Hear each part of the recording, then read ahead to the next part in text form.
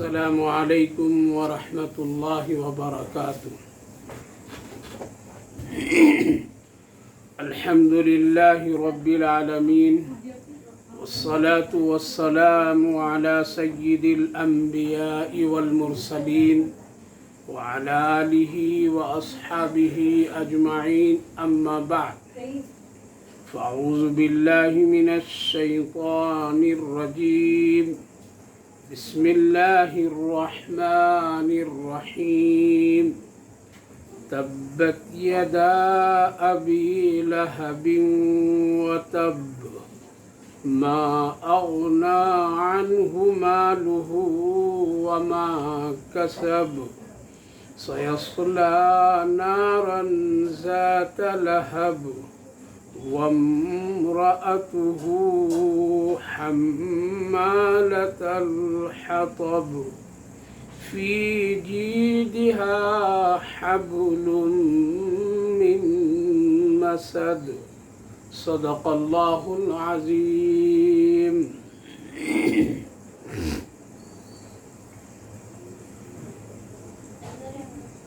الحمد للہ، اللہ کا شکر و احسان کہ اللہ تعالیٰ نے ہم سب کو قرآن کریم کی اس بابرکت مجلس میں شرکت کی توفیق مرحمت فرمائی۔ اللہ تعالیٰ قبول فرمائے، آخرت کے لیے نجات کا ذریعہ بنائے۔ بھائی اور بزرگوں، ماں بہنوں، گزشتہ مجلس میں سورۃ النصر پر روشنی ڈالی گئی تھی، جس میں نبی کریم علیہ السلام کی ایک بہت ہی شاندار کامیابی جو فتح مکہ کے شکل میں اللہ رب العالمین نے عطا فرمایا تھا، اس کا تذکرہ گزرا، اور اس کے ساتھ ساتھ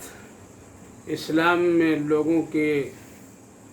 بڑی تعداد میں داخل ہونے کا بھی تذکرہ ہوا۔ اس کے ساتھ کامیابی پر اللہ کا شکر کس طرح ادا کرنا چاہیے، اس پر بھی روشنی ڈالی گئی۔ اب اس وقت ہمارے اور آپ کے سامنے قرآن کریم کی ایک بہت ہی مشہور و معروف سورۃ اللہب ہے۔ انشاءاللہ آج اس پر روشنی ڈالوں گا، کیونکہ تقریباً 10 سورتیں ہیں، سورۃ الفیل سے لے کر کے سورۃ الناس تک، جو قرآن کریم کی جو اہم مضامین اور ایک مسلمان کے لیے قرآن کریم سے جو لگاؤ اور تعلق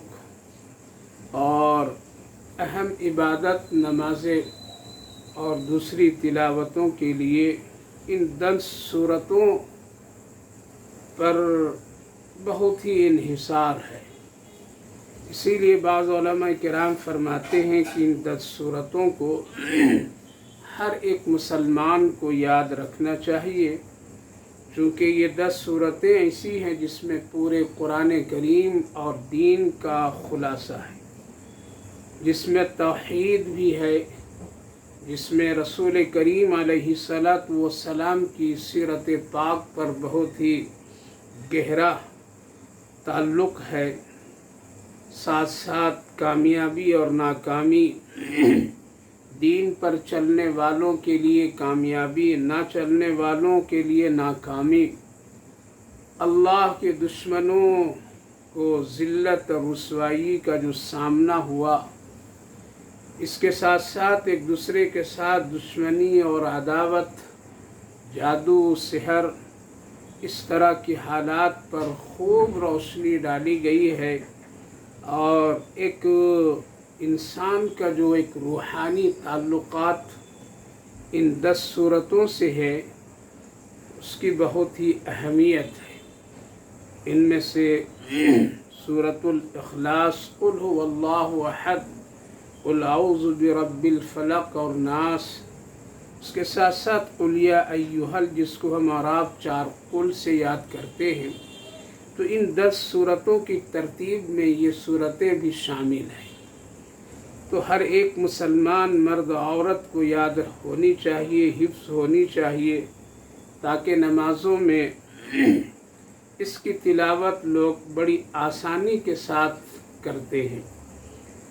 تو قرآن کریم کی سورۃ اللہب یہ مشہور و معروف سورت ہے، 5 آیات مبارکہ ہے اس میں۔ اس سورت پاک کا بھی تعلق نبی کریم علیہ السلام کی دعوت اور آپ کی سیرت مبارکہ اور ساتھ ساتھ آپ کے ساتھ جن لوگوں نے غیر غلط سلوک کیا اس کا انجام بد کا تذکرہ اللہ رب العالمین نے خود فرمایا ہے۔ اس لیے اس سورت پاک سے بڑی عبرت بھی ہے ہمارے اور آپ کے لیے، اور نصیحت بھی ہے کہ کبھی بھی کسی اللہ والوں کے ساتھ اپنی ذاتی یا دنیاوی غرض کی وجہ سے دشمنی عداوت نہیں کرنی چاہیے، ورنہ ایسوں کے حال اور حالات پر اللہ کی بہت سخت پکڑ ہوتی ہے، جیسا کہ سورۃ پاک کے ضمن میں مذکور ہے۔ تو سورۃ اللہب مشہور و معروف صورت ہے۔ اس کے شان نزول علماء مفسرین ذکر فرماتے ہیں کہ جب نبی کریم علیہ السلام کو یہ حکم ملا وَأَنذِرْ عَشِيرَتَكَ الْأَقْرَبِينَ کہ آپ اپنے خاص رشتہ داروں کو ڈرائیے، ان کو بتلائیے، آخرت کی طرف توجہ دلائیے اور توحید کی دعوت دیجیے۔ اللہ کے رسول صلی اللہ علیہ وسلم کا وہ زمانہ ابتدائی زمانہ جس وقت مسلمانوں کی تعداد نہ کے برابر، آپ اس حکم کو سن کر کے آپ مکہ کے ایک پہاڑ پر کوہ صفا پر چڑھ کر اللہ کے رسول صلی اللہ علیہ وسلم اپنے قبیل قریش کو بلایا اور ایک ایسی بات اور اہمیت کے ساتھ دعوت دی کہ ہر ایک لوگ آ گئے۔ ان قبیل قریش کے سرداروں میں ابو لہب بھی موجود تھا، جن کی سرداری اور مالداری کا ایک بڑا چرچا اور بڑی اہمیت لوگوں کی نگاہوں میں تھی۔ اللہ کے رسول صلی اللہ علیہ وسلم نے بڑی حکیمانہ گفتگو فرماتے ہوئے آپ نے یوں فرمایا کہ اے قریش کے لوگ، اے ہمارے خاندان کے لوگ، اگر میں تجھے یہ خبر دوں کہ اس پہاڑ کے پیچھے سے کوئی دشمن حملہ کرنے والا ہے تو تم اس بات کو سن کر کے کیا کہو گے، کیا سمجھو گے؟ کیا میری اس خبر اور اس بات کی تصدیق کرو گے یا نہیں کرو گے؟ چونکہ نبی کریم علیہ السلام کی ایک لمبی زندگی جو پاک اور صاف بے داغ ان لوگوں کی نظروں کے سامنے گزری تھی، تو لوگوں نے بے ساختہ کہنے لگے کہ ہاں ہم تصدیق کریں گے اور آپ کی بات پر عمل بھی کریں گے۔ اللہ کے رسول صلی اللہ علیہ وسلم بڑی حکیمانہ انداز میں آپ نے پھر کلمہ حق یعنی آپ نے توحید کی دعوت دی اور پھر اللہ کی طرف توجہ دلائی اور اپنی شہادت کی انگلی اٹھا کر کے اللہ کے ایک ہونے کی ثبوت اور توحید کی طرف لوگوں کو اشارہ فرمایا۔ اس انداز اور اس حالات کو دیکھ کر کے قریش کے یہ سردار ابو لہب نے چیخ مارا اور آپ کے ساتھ گستاخی کا معاملہ کیا اور کہنے لگا تبًا لک الہذا جمعتنا، ہلاکت ہو محمد، بربادی ہو نعوذ باللہ تیرے لیے، کیا تم نے ہم لوگوں کو اسی لیے بلایا تھا؟ یعنی کیا باپ داداؤں کو دین کو چھوڑنے کے لیے، دعوت دینے کے لیے بلایا تھا؟ تمہاری ہلاکت ہو، بربادی ہو، اس طرح کی بد دعا کی کلمات اور نبی کریم علیہ السلام کی شان میں گستاخی کر کے لوگوں کے وہاں سے ہٹانے کی پوری کوشش اور فکر اس نے کی۔ الغرض یہ انداز اور یہ بات اللہ کو پسند نہیں آیا تو اس وقت میں اللہ تعالیٰ نے اس صورت پاک کو نازل فرمایا اور یوں فرمایا تبت یدا ابی لہب وتب، ٹوٹ گئے ابو لہب کے ہاتھ ٹوٹ جائیں، ابو لہب کے ہاتھ ٹوٹ جائیں اور وہ برباد ہو جائے۔ اللہ اکبر، اللہ رب العالمین کی شان کریمی کو دیکھیے۔ اگر ان صورتوں کی ایک ترتیب آپ دیکھیں تو ایک ترتیب ہے قل یا ایھا الکافرون، آپ کہیے کافروں سے۔ ترتیب ہے قل ھو اللہ احد، کہیے آپ قل اللہ ایک ہے۔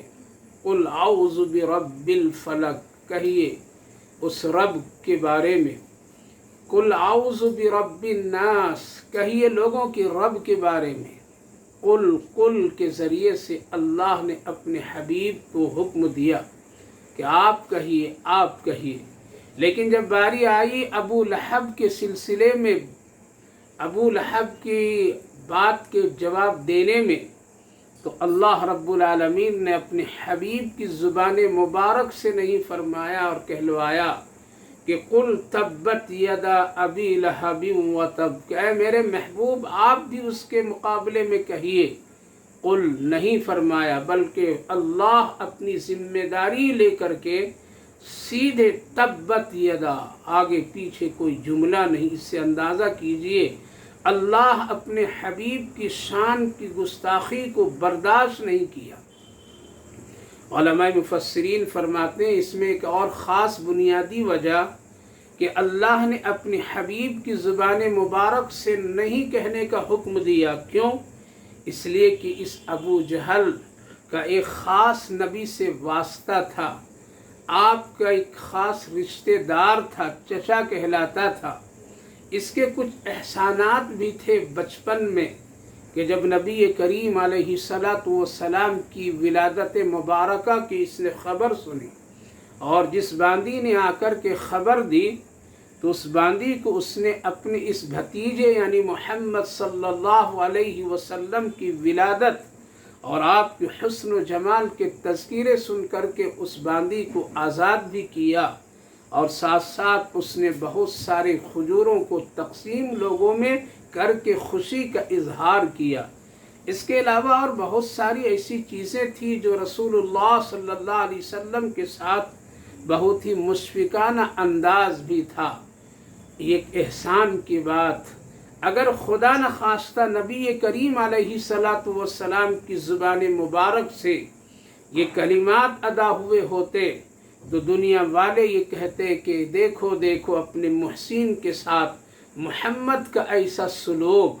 اس لیے اللہ رب العالمین نے اشارہ فرمایا اے میرے محبوب آپ پر اس کا کچھ احسان ہے،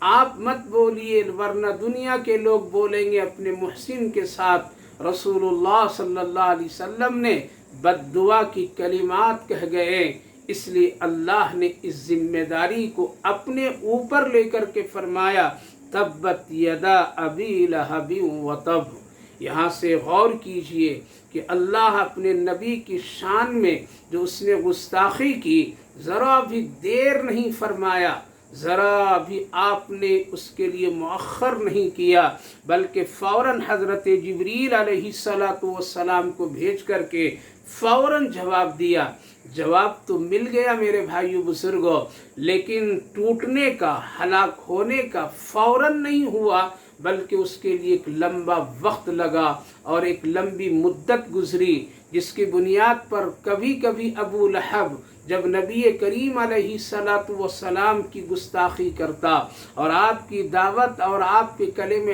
حق کے خلاف وہ آواز اٹھاتا اور نبی کریم علیہ السلام کی آخرت کی فکروں کی اور زندہ ہونے پر مذاق اڑاتا، تو پھر کبھی کبھی وہ اپنے ہاتھ کو اس طرح اشارہ کرتا اور لوگوں کے سامنے دکھاتا کہ یہ دیکھو میرا ہاتھ، جس کے بارے میں ٹوٹنے اور ہلاک ہونے کے بارے میں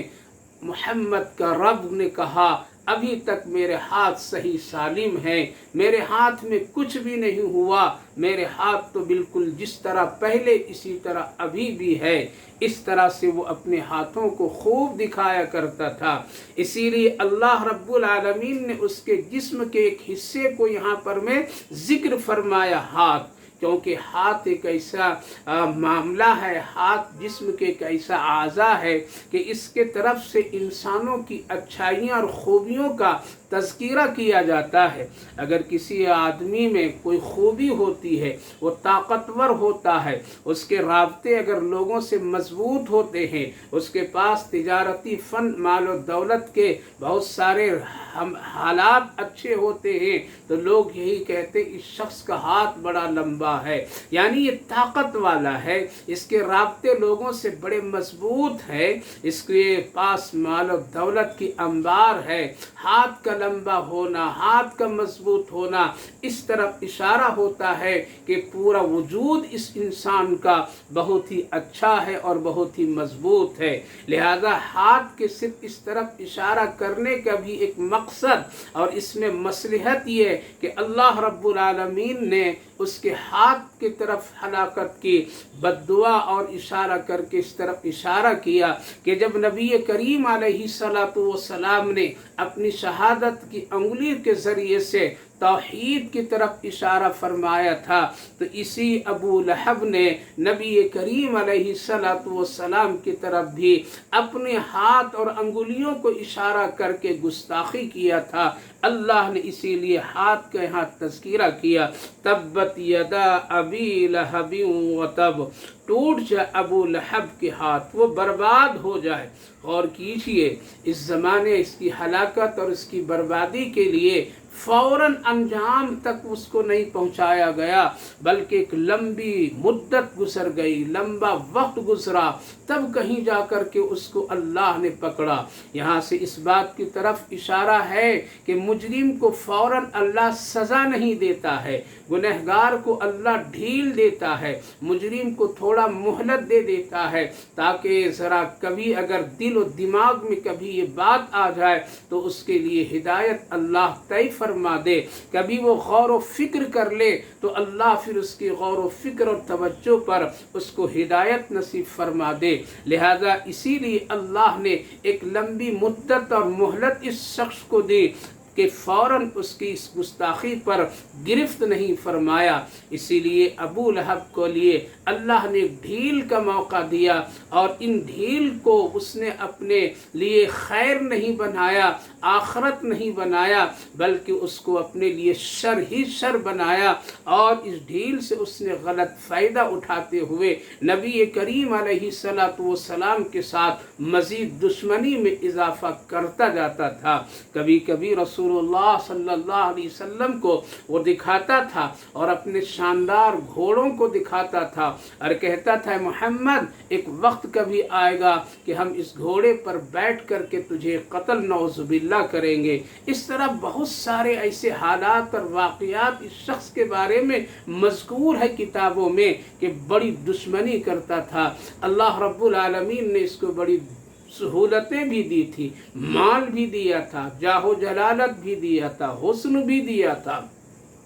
پتہ چلا کہ گنہگار کو اگر دنیاوی اعتبار سے اگر دولت، عزت، شہرت، حسن و جمال مل جائے تو یہ کوئی بات نہیں کہ اللہ اس سے بہت خوش اور راضی ہے۔ ابو لہب بڑا حسین آدمی تھا، بہت ہی خوبصورت تھا، اس کے چہرے میں ایک عجیب سی کشش تھی، اور قد و قامت کے اعتبار سے وہ بہت ہی اچھا دیکھنے میں بھی لگتا تھا۔ دولت کے اعتبار سے بھی اس کے پاس میں بہت زیادہ اللہ نے دولت دے رکھی تھی، خاندانی اعتبار سے اثر و رسوخ اور خاندانی عزت و شرف اللہ نے بھی اس کو بخشا تھا، اس لیے کہ نبی کریم علیہ السلام کے خاندان میں سے یہ شخص کہلاتا تھا۔ لیکن اس مہلت سے اس نے غلط فائدے اٹھایا، اور کبھی کبھی وہ کہا کرتا تھا کہ اگر محمد اگر کہتا ہے، اگر تھوڑی سی اس کی بات سچی بھی ہو جائے کہ مرنے کے بعد اللہ کے سامنے جانا پڑے پڑے اور پھر جہنم کا معاملہ طے ہو جائے تو اے لوگوں دیکھو میرے پاس مال بہت ہے، میرے پاس اولاد کی طاقت ہے، ساری چیزیں ہیں، اس وقت کچھ دے کر کے، مال دے کر کے ہم اس عذاب سے اپنے آپ کو بچا لیں گے۔ مال اور دولت کے ذریعے سے ہم اپنے آپ کو اللہ کو دے کر کے اس عذاب اور اس کی پکڑ سے ہم اپنے آپ کو بری اور بچ کر کے نجات پا لیں گے۔ اللہ اکبر۔ آگے اللہ رب العالمین نے فرمایا ما اغنا عنہ مالہ وما کسب، جس وقت اللہ اس کے ہاتھ توڑیں گے، جس وقت اللہ اس کو ہلاک کریں گے، اس وقت کے بارے میں اللہ نے فرما دیا اس وقت نہ اس کا مال اس کو بچا سکے گا، نہ اس کی کمائی،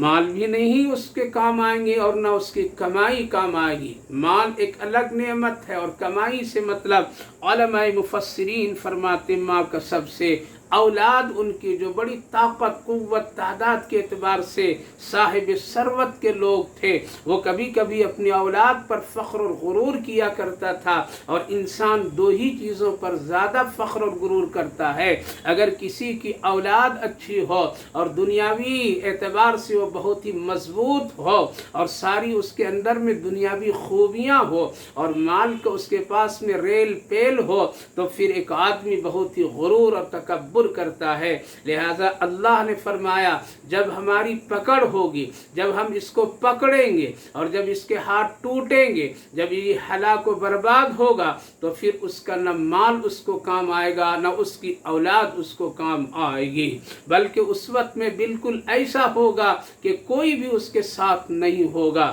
لہذا ہوا بھی ایسا ہی کہ نبی کریم علیہ السلام جب مدینہ طیبہ تشریف لے گئے اور یہ بڑی آزادی کے ساتھ یہاں دین اسلام کا مساق کرتا تھا، مسلمانوں کو تکلیفیں پہنچاتا تھا، اور دیکھتے دیکھتے وہ موقع جب آیا اور بدر کی جنگ اور لڑائی کا سامنا ہوا تو اس وقت میں ابو لہب خود تو شریک نہیں ہوا اس جنگ میں، بلکہ اپنی جگہ اس نے مال دیا اور دوسرے لوگوں کو بھیجا اور اپنی طرف سے بہت ساری چیزوں سے مدد اس نے کی، لیکن خود وہ شریک نہیں ہوا جنگ بدر میں، جبکہ دوسرے مکہ کے سردار لوگ آئے، ابو جہل آئے، امیہ بن خلف آئے اور دوسرے مکہ کے بڑے بڑے مشہور لوگ شریک ہوئے، لیکن ابو لہب کو ڈر تھا کہ کہیں خدا نخواستہ میں گیا اور ہماری کہیں وہیں پر کوئی ہمارے لیے سزا طے نہ ہو جائے۔ اس کے دل میں کبھی یہ باتیں آتی تھی، جس طرح سے میرے بھائیو بزرگوں اللہ کا ایک نظام ہے، کتنا بڑا آدمی گنہگار کیوں نہ ہو جائے، ایک نہ ایک دن اس کے دل میں یا کسی نہ کسی اس کے دل میں خیر کے کلمات، خیر کی باتیں اللہ پیدا فرما دیتا ہے، تاکہ انسان اس وقت سوچ کر کے آخرت کی وہ تیاری میں لگ جائے، اللہ کو مان لے، جس طرح سے کبھی کبھی ابو لہب کے دل میں یہ بات آتی تھی کہ محمد کی بات اگر سچی ہو بھی گئی تو ہم مال کے ذریعے سے، اولاد کے ذریعے سے ہم اپنے عذاب سے بچ سکتے ہیں، لے دے کر کے اپنے آپ کو بچا سکتے ہیں۔ یہ ہے وہ خیر کی چیزیں جو کبھی کبھی اللہ گنہگاروں کے دلوں میں بھی پیدا فرماتا ہے۔ یاد رکھیے جب کبھی اس طرح کی باتیں دلوں میں پیدا ہو جائے تو اس وقت میں فوراً چوکنا اور ہوشیار ہو جانا چاہیے اور اللہ کی طرف رجوع کر لینا چاہیے۔ قسمت کے دروازے بار بار نہیں کھلتے ہیں، کبھی اللہ کھول دیتا ہے تو فوراً آدمی کو اس میں کامیابی حاصل کر لینا چاہیے۔ لہذا ابو لہب تو خود نہیں گیا، بہت ساز و سامان دیا، لوگوں کو دیا، بھیجا، لیکن ڈر سے کہ اگر ہم چلے گئے تو کہیں میری موت نہ ہو جائے، مجھے لوگ قتل نہ کر دیں، یا وہ سزا تبت یدا ابی لہب وتب کا عمل وہاں پورا نہیں کر دیا جائے، اس لیے وہ ڈر اور خوف سے نہیں گیا تھا۔ مفسرین علماء کرام لکھتے ہیں کہ بدر کی لڑائی اور کفار کی شکست، مسلمانوں کی کامیابی فتح کے بعد 7 دن کے اندر اندر ابو لہب کی پکڑ شروع ہو گئی، اور ایسا ہوا کہ اللہ رب العالمین نے اس کے جسم میں ایک چھوٹا سا زخم پیدا فرما دیا۔ وہ زخم ایک طاعون کی شکل اختیار کیا۔ مکہ کے اس کے خاندان کے لوگ اس زخم کو دیکھ کر کے اور اس بیماری کو دیکھ کر کے اس کو آبادی سے باہر جا کر کے چھوڑ دیے۔ لہذا اب ابو لہب اکیلا ہے، اس کی بیوی بھی وہاں موجود نہیں ہے، جس کا تذکرہ تیسری چوتھی آیت میں اللہ رب العالمین کر رہا ہے۔ اس کی بیوی بھی موجود نہیں، بلکہ تنہا ابو لہب ایک جگہ پڑا رہتا تھا، اور اس زخم کی تاب نہ لا کر کے وہ چیختا پکارتا تھا۔ آہستہ آہستہ 7 دن کے بعد جب یہ سلسلہ شروع ہوا اور وہ زخم اور وہ بیماری پورے جسم کو پکڑ لی،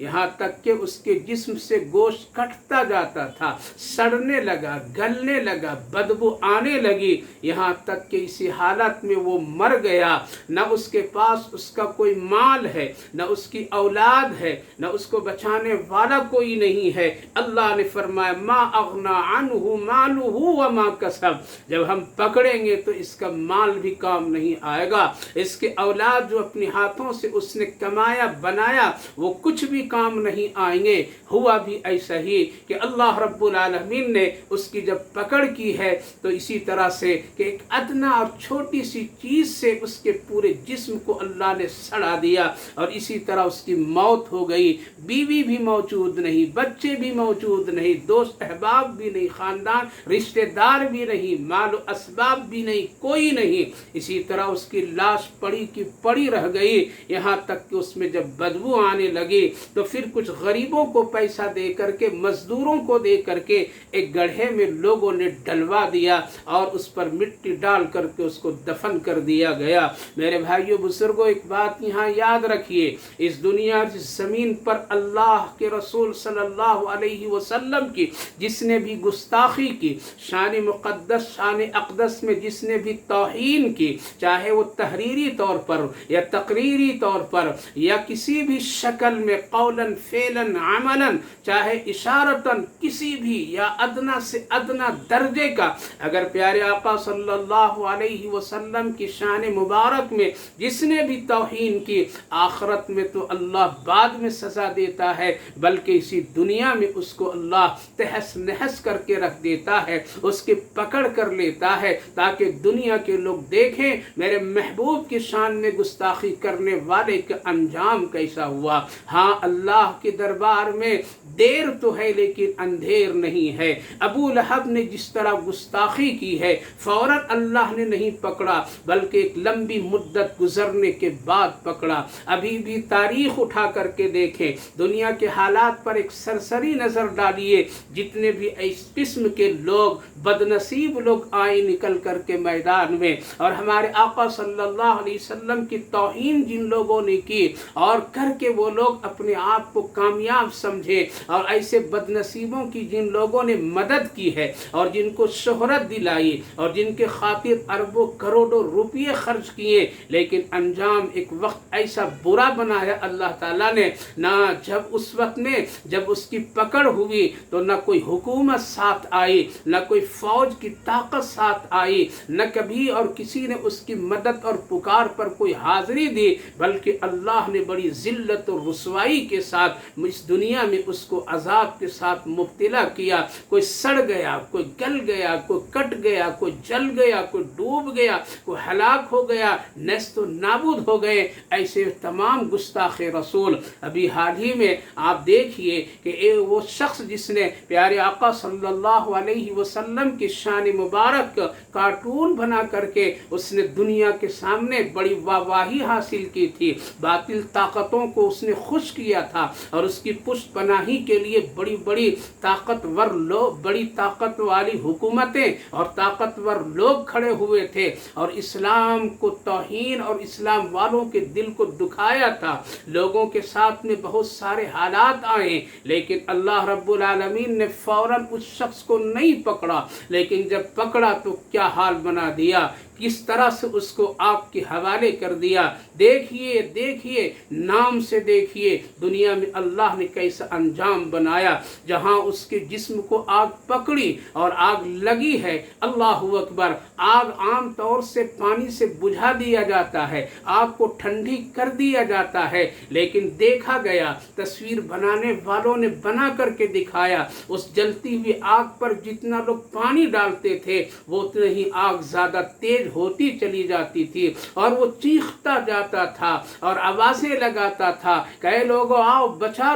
लो, लेकिन किसी ने वहां तक पहुंचने की हिम्मत नहीं की। यानी पानी जितना डाला जाता था आग में उतनी ही शिद्दत और तेजी आती थी और इसी तरह से उसको अल्लाह ने हलाक कर दिया। लिहाजा नबी पाक अलैहिस्सलातु वस्सलाम की शान में गुस्ताखी करना ये निहायत ही बदनसीबी की बात है, अजाब को दावत देने की बात है, अल्लाह की पकड़ में आने की बात है। अल्लाह ऐसे लोगों को बख्शता नहीं है, ऐसे लोगों को अल्लाह छोड़ता नहीं है, बल्कि मुझे आगे होकर के ये बात कहने में कोई डर नहीं और कोई किसी तरह झिझक नहीं कि नबी के वारिसीन की भी अगर किसी ने गुस्ताखी की, सच्चे और हक परस्त उलमा की किसी ने गुस्ताखी की, अल्लाह के वलियों की किसी ने गुस्ताखी की, अल्लाह के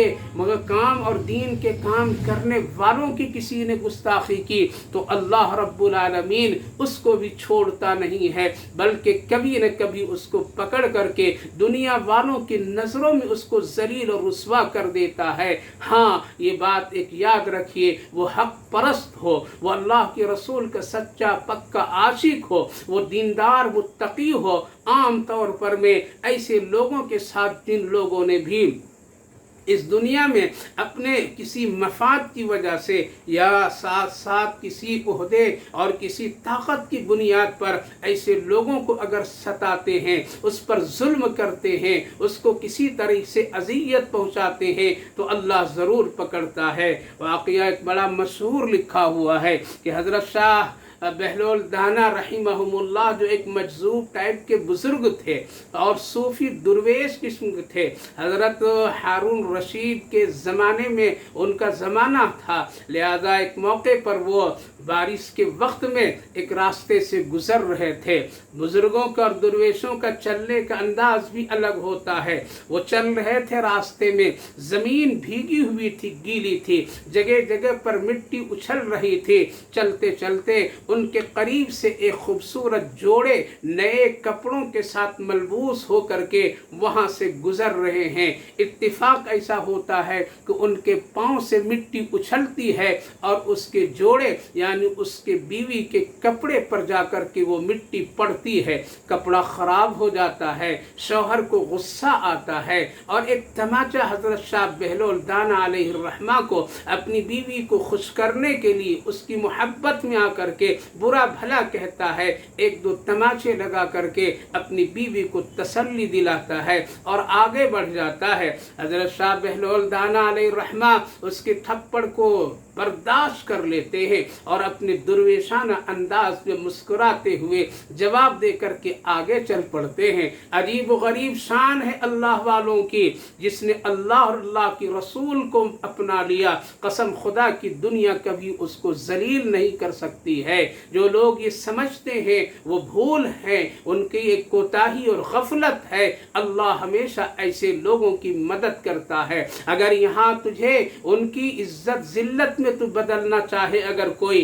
तो आखिरत में तो इज्जत तय है। हज़रत शाह बहलोल दाना अलैहिर्रहमा आगे बढ़ते हैं तो एक दूध बेचने वाला एक बड़े कड़ाही में दूध गर्म करके रखा है। हज़रत शाह बहलोल दाना को पहचानता है और बुलाता है, ओ अल्लाह वाले आओ आओ, मौसम बहुत ही ठंडा है, जरा दूध पी करके मेरी दुकान से जाओ। हज़रत शाह बहलोल दाना अलैहिर्रहमा मुस्कुराते हुए पहुँचते हैं, बैठते हैं और गरम गरम दूध हाथ में प्याले को लेकर के पीते, एक घोट पीते हैं और अजीब गरीब बात कहते हैं, वाह मेरा अल्लाह, आह आह اے میرے اللہ تیری شان بھی عجیب ہے، ابھی تو کسی سے تو تھپڑ کھلایا اور ابھی تھوڑی دیر بعد تو گرم گرم کتنا اچھا دودھ بھی پلا رہا ہے، تیری شان بڑی عجیب و غریب ہے۔ وہ کہتے جاتے تھے اور دودھ پیتے جاتے تھے۔ تھوڑی دیر کے بعد ایک خبر آتی ہے کہ وہ شخص جس نے تھپڑ مارا تھا اپنے گھر کی سیڑھیوں پر چڑھ رہا تھا،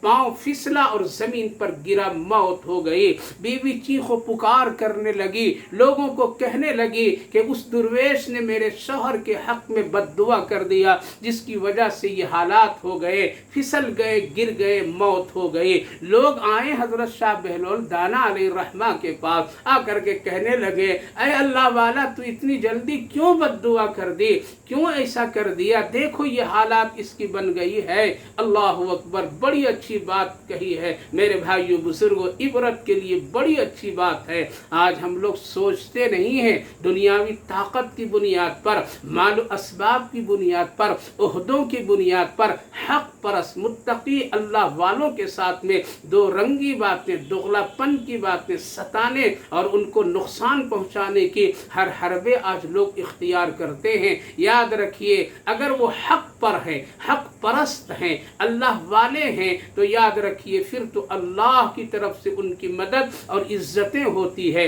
حضرت شاہ بہلول دانا علیہ الرحمہ نے یوں فرمایا کہ میرے بھائیو میرا کوئی قصور نہیں ہے، میں نے بد دعا بھی اس کے لیے نہیں کی۔ مسئلہ ایسا ہے اس نے اپنی بیوی کی محبت میں مجھے 2 تھپڑ مارا تھا،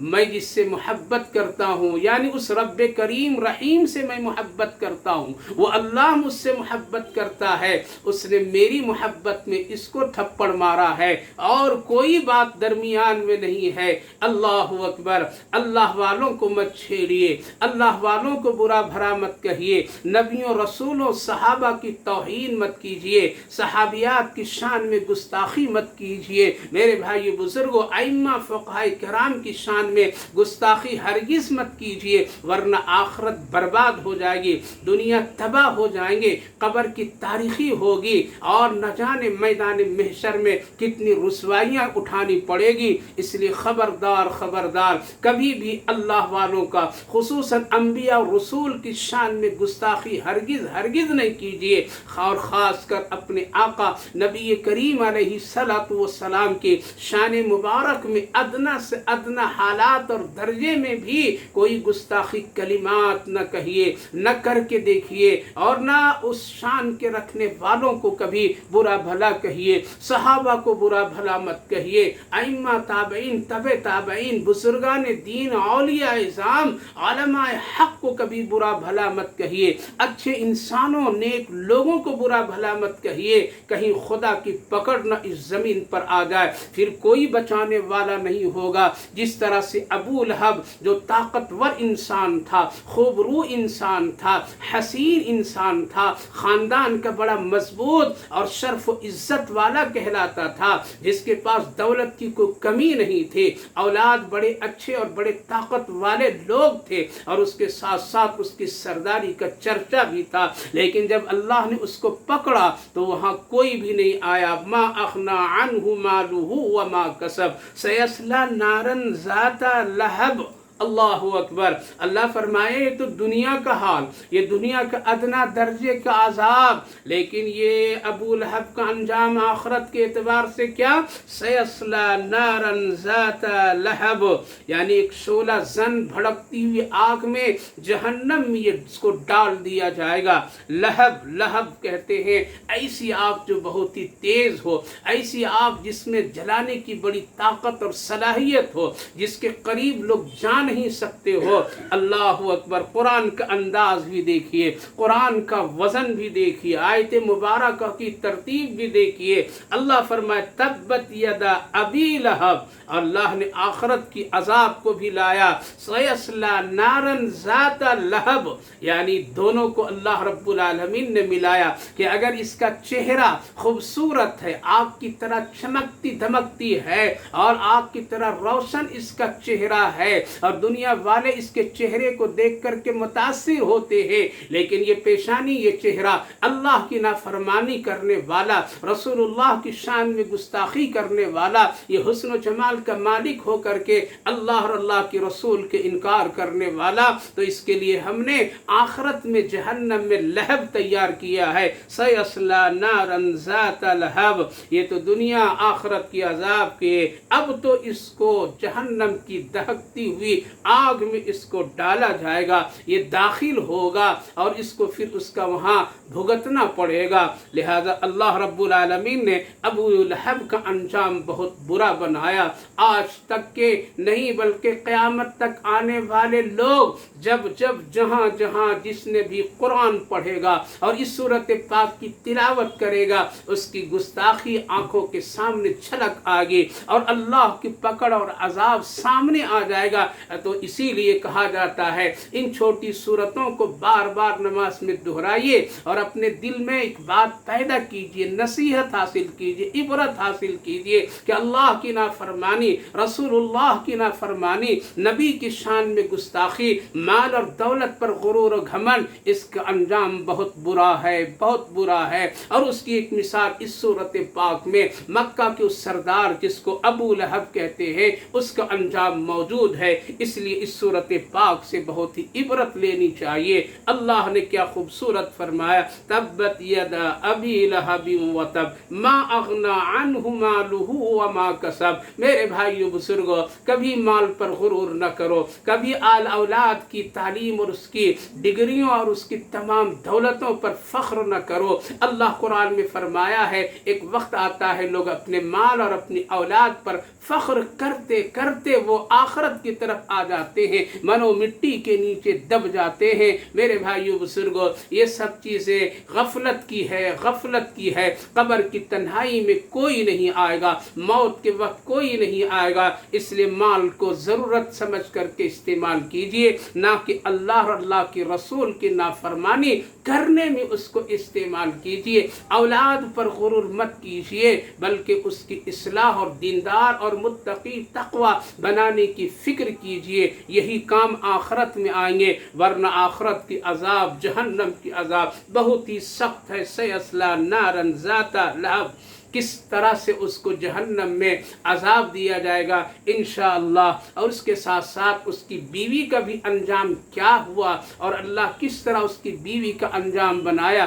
جو نبی کریم علیہ السلام کی شان مبارک میں بڑی گستاخی کرتی تھی، گلیوں میں چل چل کر کے نبی کی توہین کی گیت گاتی تھی، لوگوں کو اکسایا کرتی تھی، چرچا کیا کرتی تھی۔ اللہ نے اس عورت کو کس طرح سے پکڑا اور کس طرح اس کا انجام برا بنایا، دنیا کے اعتبار سے بھی آخرت کے اعتبار سے۔ اس لیے چھوٹی سی صورت میں اللہ نے شوہر اور بیوی دونوں کا تذکرہ کر دیا ہے، لہذا ابو لہب مردوں کے لیے کی عبرت ہے تو ابو لہب کی بیوی گستاخی کرنے والی، نافرمان کرنے والی عورتوں کے لیے کی عبرت ہے۔ اس صورت پاک میں دونوں واقعات کو اللہ نے خوبصورتی کے ساتھ میں جمع فرمایا۔ انشاءاللہ اگلی مجلس میں اس کی بیوی کے سلسلے میں گفتگو ہوگی کہ اللہ نے اس کی گستاخی پر کس طرح سے پکڑا اور عذاب دیا، ساتھ ساتھ ابو لہب کو جہنم میں کتنا اور کس طرح عذاب دیا جائے گا، حدیث پاک میں کیا اس کا ذکر ہے، انشاءاللہ اگلی مجلس میں ہم ذکر کریں گے۔ اللہ ہم سب کو توفیق عطا فرمائے، نبی سے سچی محبت عطا فرمائے، اللہ سے سچی محبت عطا فرمائے، دین قرآن سب سے محبتیں عطا فرمائے، نافرمانیوں سے، گستاخیوں سے ہم سب کو بچنے کی توفیق نصیب فرمائے، آمین یا رب العالمین۔